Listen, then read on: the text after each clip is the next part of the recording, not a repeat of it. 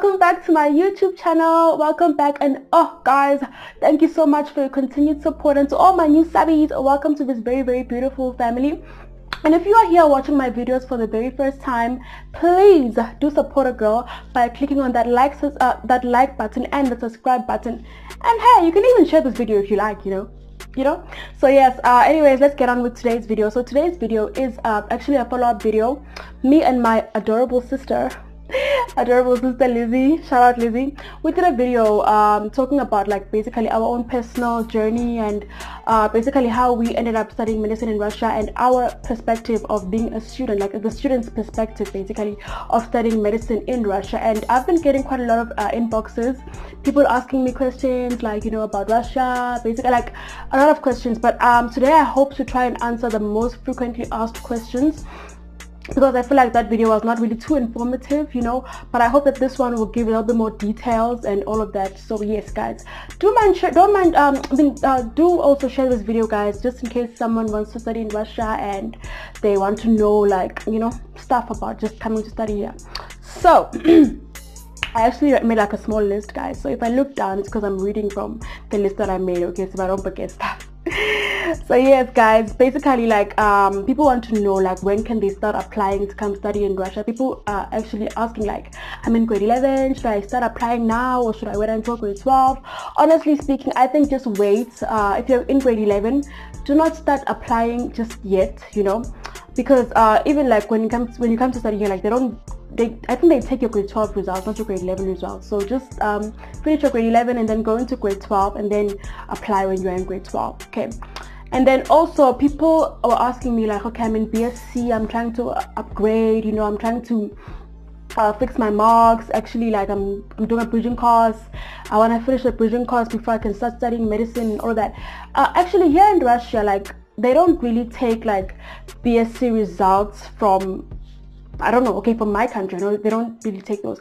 When I applied personally, I used my grade 12 results, not BSc results or anything like that, you know. It's like they just consider your grade 12 results.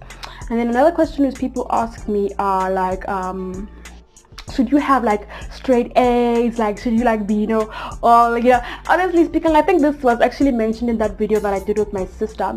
I feel like here in Russia the requirements are not that high, like, you know, back home in South Africa, like for you to actually study medicine, like you need to have like really good marks, like really good marks.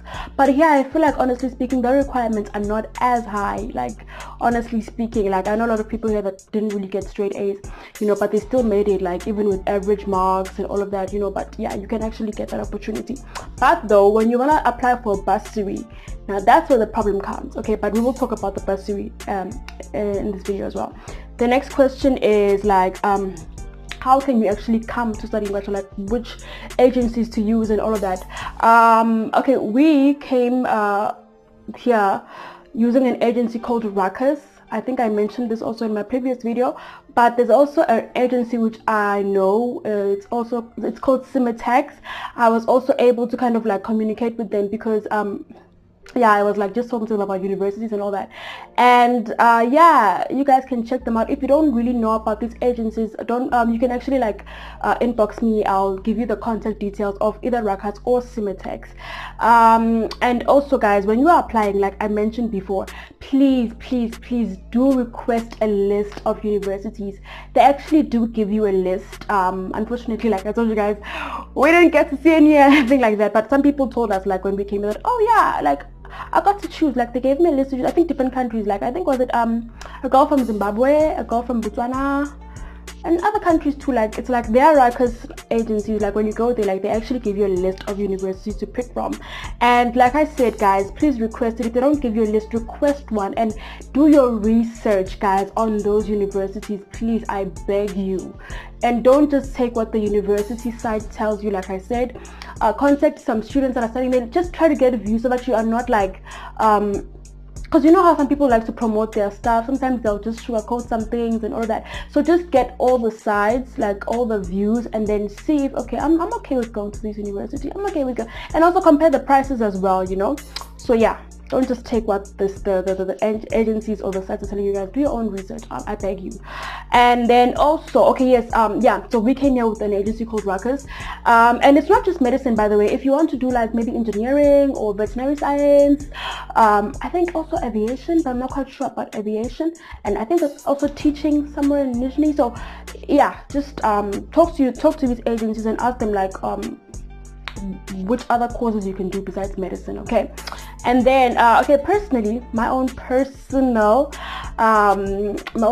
opinion or my own personal advice, okay, I would kind of like prefer Simatex over Ruckus, because like I feel like if you're an independent student, if you're coming here independently, I feel like they give you like universities to choose from that are much better than the ones that Ruckus would give you to choose from. I don't know if you get me, like because I feel like with Simatex, like they have most of universities which are in the capital city, so of Moscow, so like, you know, of course that would mean that their universities, they are much better than other cities. But if of course you want to work with Ruckus, like I said, we came here with Ruckus, they also give you like many universities to pick from.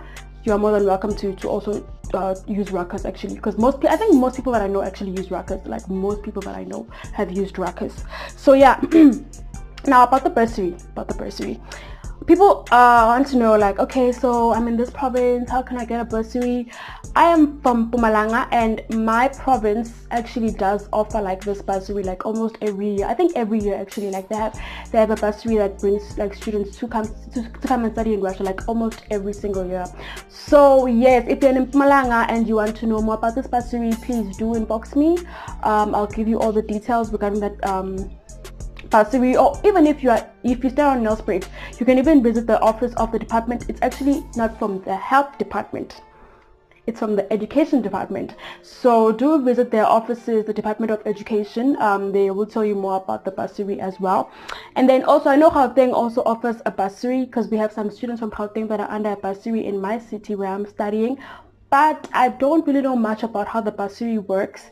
But if you're in South Africa, the Ruckus agencies kind of is familiar with this. So if you talk to me, I'll just give you the details, and then you can ask more about that. And also Free State offers a bursary. I'm not sure if the bursary is still going on now, but I think it is actually, because a lot of students from Free State are also studying here in Russia. Most of them are in Moscow, some are in Ryazan, you know, and yeah, they also are under a bursary. So I don't really know much about that bursary specifically, but I know students which are under the bursary. So if you're in Free State and you want to come study here and you don't know anyone, talk to me. I'll give you some contacts from Free State that you can try and talk to, and I can tell you more about the bursary actually. So I think they came with the Simatex agency and not the Ruckus agency. So yeah, and then what else again about the bursary? Okay, yeah, like I was saying, that I said it earlier, that for the bursary, I think then that's when you have to be concerned about grades, because of course with the bursary, like they want people that have really performed well in high school. And I mean, you're gonna be competing with people that have got like really good grades, you know, like really good grades. So unless you're coming here independently, then you don't really have to care much about the grades, like, you know, like if you got straight A's or whatever, because like I said, most of the universities, I don't know, but the one I'm in, right, they don't really mind much like how your grades look. But for the bursary, please, I think then you'd have to like have gotten like really good marks. And then what else about the bursary? Applications, like I said, for my province, if you want to know more about it, inbox me. I'll leave my handle. Actually, my handle is at the beginning of the video, so you'll see there I put my Instagram handle. And then also about requirements, I already told you guys that the results, which they normally use, are the top results. And one thing also, requirements for the bursary that I am in, you have to do medical checkups. I don't think it's actually for the bursary that I'm in. I think even if you're coming here as an independent student, you need to do medical checkup. It's actually a requirement for the university here, my university. Like before you come here, like in South Africa, you have to do like your x-rays, like they literally check all your systems, your heart, everything, like literally your whole body. Like they must check if your systems are working well, and they do blood tests, like they literally check every part of your body, because there are some people are not allowed to come to Russia. Like for example, if you are, unfortunately, if you're HIV positive, you will not be allowed to come and study here in my university. I don't know about other universities. And also if you are pregnant, unfortunately you don't qualify, especially for the bursary, because they say even if maybe like you come here and then you fall pregnant, apparently they send you home, like, you know, they remove you from the bursary. And also if you have like some infectious diseases like maybe TB or bronchitis or whatever it is that is like that could literally like infect other Russians, like they don't allow you in, guys, unfortunately. Yeah, so they do that. Yeah, basically like literally your whole system, even when you come here still you get to do those tests, guys, so don't be weirded out. And then people want to know what to bring when you actually coming to study in Russia.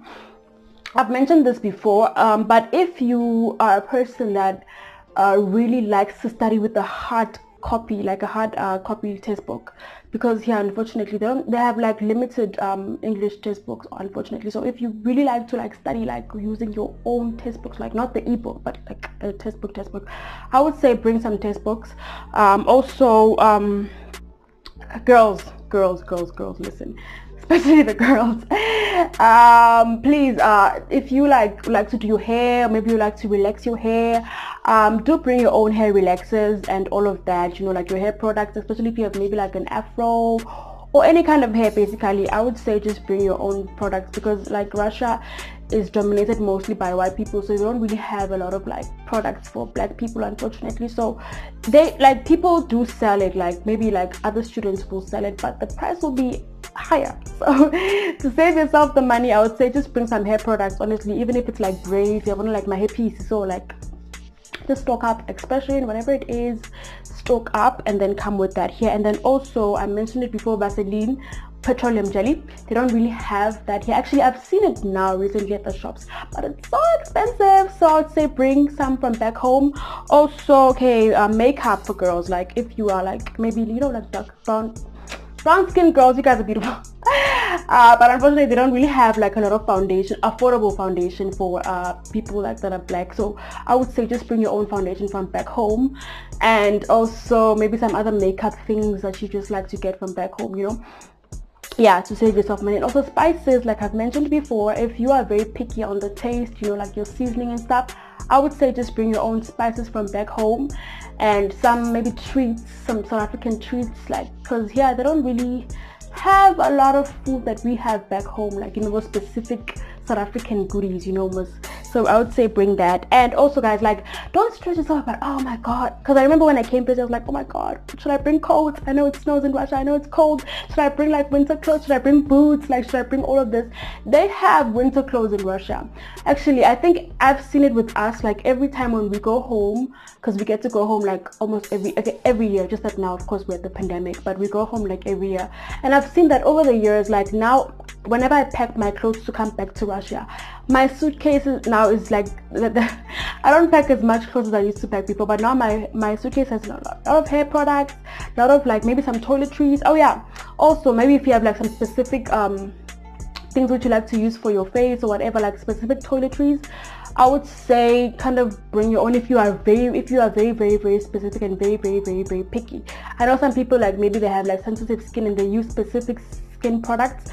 I would say bring that just to be safe, you know, because they do have some here, but they don't really have all the brands which you have back home. So if you are very specific, if you've got like really sensitive skin, just bring your own toiletries from back home, like when it comes to your skin and stuff like that. So yeah, as I was saying, we pack a lot of toiletries now, we pack a lot of hair products, a lot of makeup, a lot of spices, a lot of, you know, we don't pack as much clothes as we used to pack first year, because let's say we used to put a lot of, you know, shoes, coats and all that. Guys, they have all that in Russia. Honestly speaking, you can find your coats, you can find your boots, you can find anything, really, you can.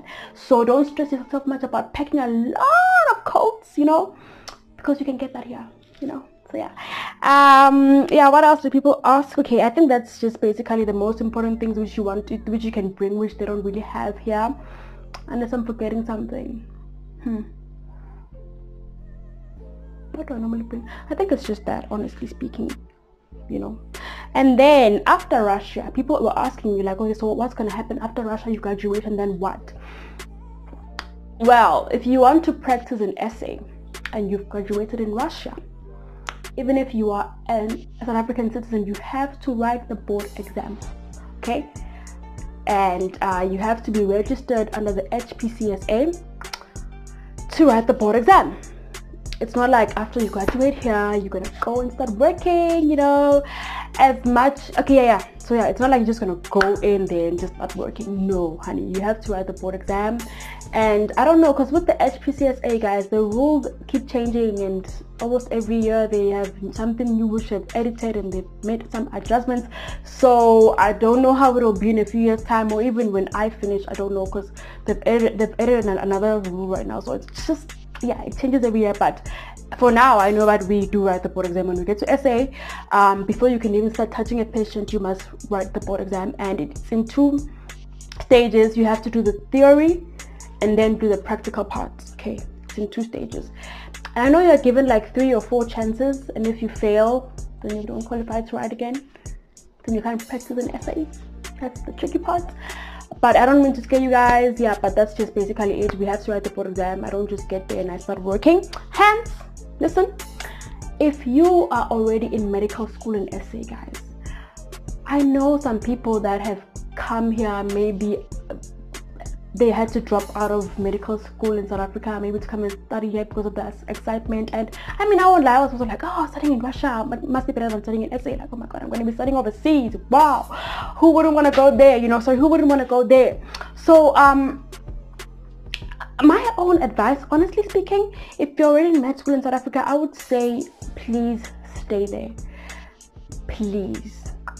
My own advice, because I feel like, honestly speaking, right now we are studying in Russia, of course, so some things are more like towards the Russian system, so we are kind of like studying Russian stuff and also trying to like study South African stuff at the same time. So it's like because we have to qualify like for us to work there, so we're trying to align the stuff. So if you're already in SA and you're already in medical school, please, I would say just stay there, unless you want to come here, of course, to study medicine abroad and you want to get exposed to like how they do it in other countries, you know. But other than that, I would just say maybe stay there so that you avoid the whole thing of trying to merge the stuff like what we are doing right now, you know. So yeah, and yeah, as I was saying, we have to write the board exam. And also, yeah, basically we don't just work, like I said, you don't just come in and then you start working. No. So yes, guys, if you're in SA, please, or maybe if you feel like your chances of getting into medicine in SA are quite high, like really quite high, I would advise you to just study in SA, honey. Like, honestly, and unless, of course, like I said, you want to experience studying medicine in a different country. But I know most people, I'm one of the people that I wish I would be studying medicine in South Africa, because whew, yeah. But yes, guys, I hope this video was a little bit informative. If you have any more questions, please do ask me. I think I answered most of the frequently asked questions on my inboxes. So yes, guys, yeah, I don't know if I'm leaving anything behind. Yeah, but if you have any more questions, please do not hesitate to inbox me. I'll leave my handle for you again. So yes, guys, thank you so much once again for watching this video and supporting me by liking, subscribing, and sharing and all of that. I truly appreciate it, guys. So yeah, see you guys on my next video. Love you. Bye.